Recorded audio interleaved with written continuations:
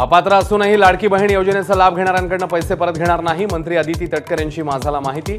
तर तक्रारीनंतर लाभार्थ्यांची पडताळणी सुरू.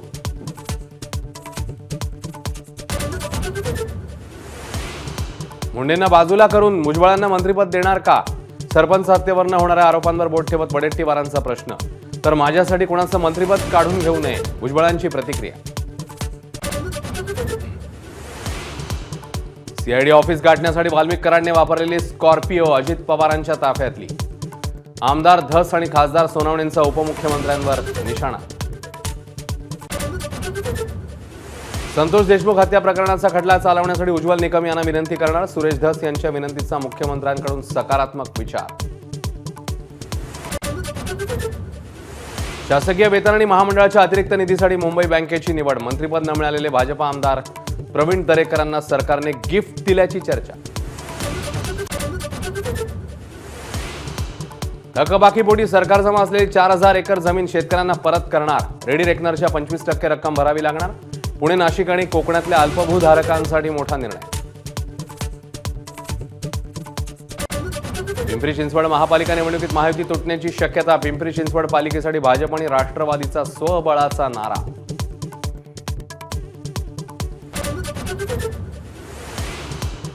मी बाळासाहेबांचा कट्टर शिवसैनिक, उद्धव ठाकरेंची शिवसेना सोडणार नाही. कोकणातले माजी आमदार राजन साळवी यांचं स्पष्टीकरण. नाराजीच्या बातम्या अफवा असल्याचाही दावा.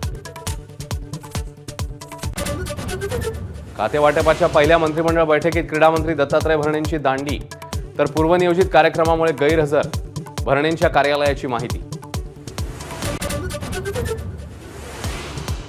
कोल्हापूरच्या कसबा बावड्यात डॉक्टरांनी मृत घोषित केलेली व्यक्ती झाली जिवंत. अँब्युलन्समधून नेताना रस्त्यावरच्या खड्ड्यामुळे शरीरात दिसल्या पुन्हा हालचाली. नव्या वर्षात 48 तासांमध्ये हत्येच्या 12 घटनांनी हादरला महाराष्ट्र. नागपूरमध्ये गोळीबारानंतर पुणे, नाशिक, संभाजीनगरमध्ये हत्येच्या घटना.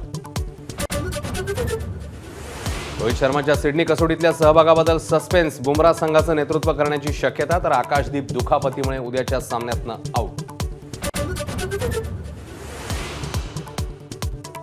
बुद्धिबळपटू जी गुकेश, नेमबाज मनु भाकर यांच्यासह हरमनप्रीत सिंग आणि प्रवीण कुमार यांना यंदाचा मेजर ध्यानचंद खेलरत्न पुरस्कार जाहीर. तर स्वप्नील कुसाळेचा अर्जुन आणि कोच दीपाली देशपांडेंचा द्रोणाचार्य पुरस्काराने सन्मान.